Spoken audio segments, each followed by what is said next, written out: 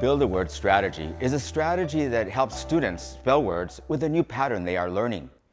Using the routine that I'm going to model for you, students practice recognizing that connection between that phoneme and that grapheme.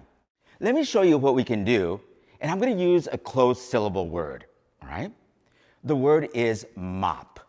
What's the word? Mop. I use the mop to clean the floor. Let's go ahead and tap the number of phonemes or identify the phonemes in the word mop. Mop. P. Wonderful. Let's go ahead and put it here on the board. P. All right. This first phoneme is Which grapheme represents that sound? M. What about this one? Ah. Which grapheme represents that sound? Oh, my O. And my final phoneme is P.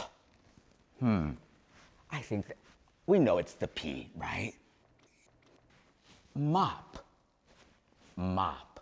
Let's go ahead and write it. Mop. Mop.